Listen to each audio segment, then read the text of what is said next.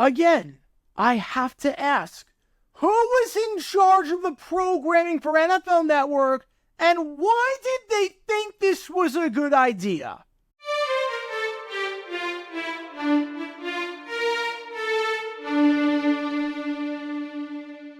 Welcome, everybody, to JG9 News, where we talk all things NFL all the time. I'm Jared Gear9, representing the 904 from the 602, and today we are talking about NFL Network and something that they were airing. If you're watching this video when it comes out in 48 hours, I checked the Friday programming, and folks, it is absolutely bizarre.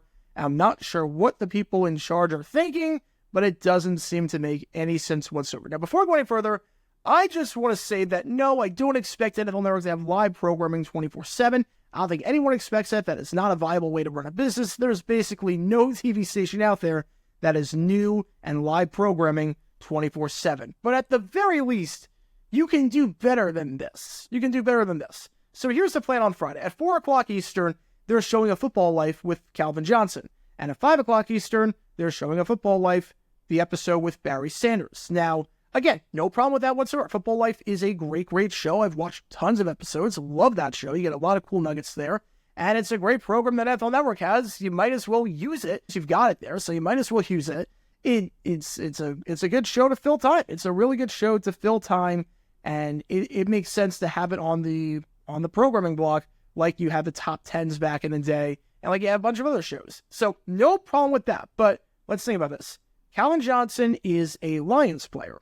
Obviously, he played his entire career with the Detroit Lions. He's in the Hall of Fame. He's known as a Detroit Lion. Barry Sanders, known as a Detroit Lion. He's in the Hall of Fame, played his entire career with the Detroit Lions.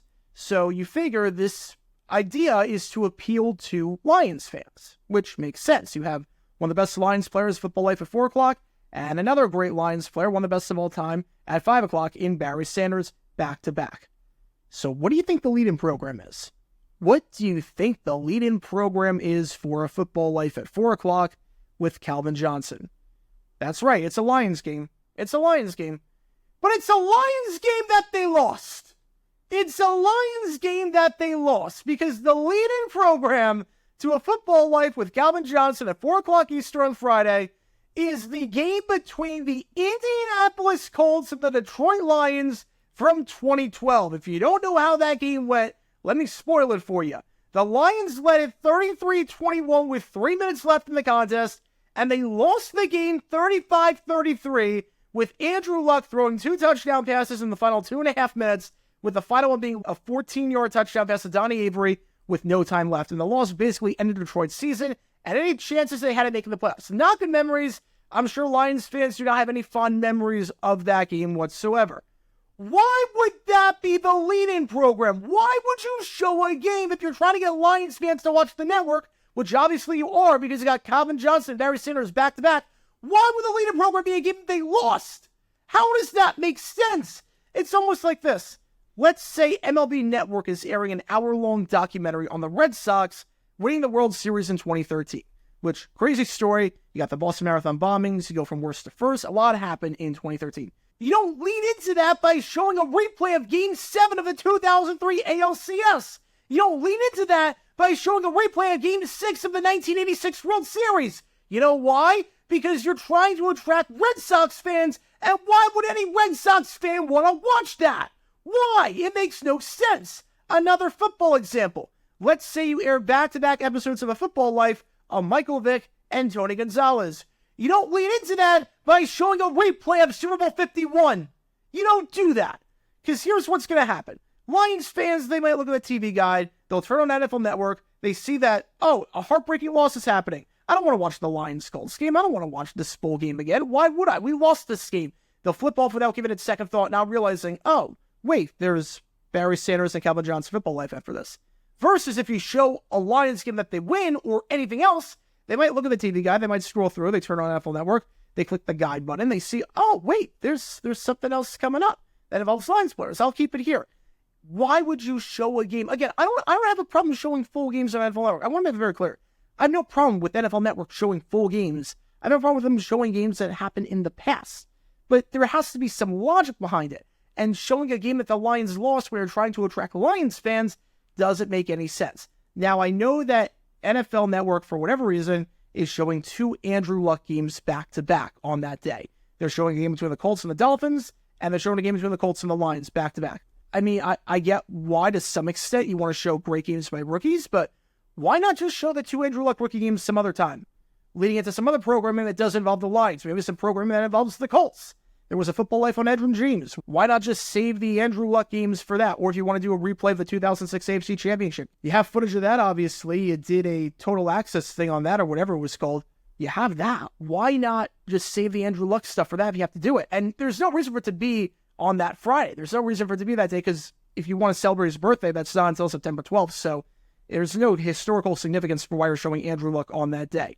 Here's what I would do. If I was in charge of NFL Network and I needed 2 90-minute game replays to air before airing back-to-back of Football Life Lions episodes, you know what I would do?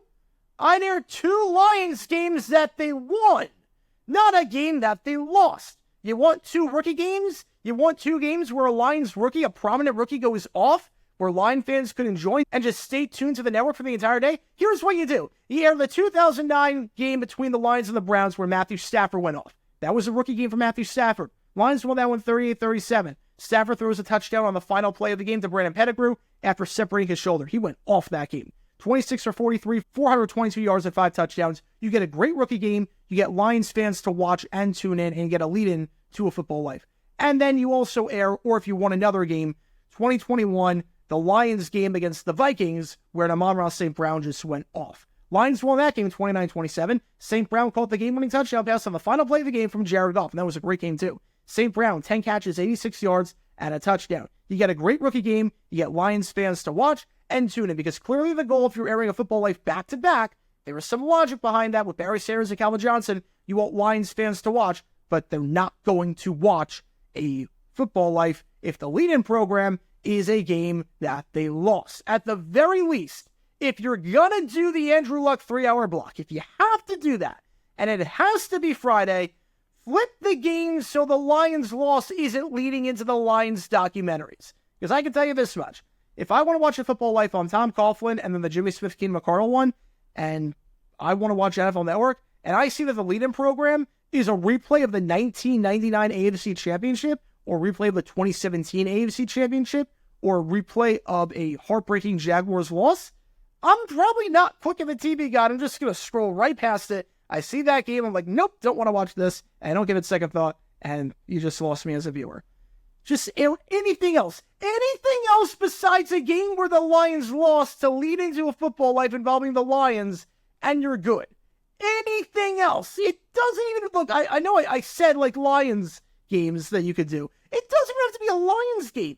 Honestly, it doesn't have to be a Lions game. You don't have to make it Lions Day or whatever. Just don't pick a game where the Lions lost.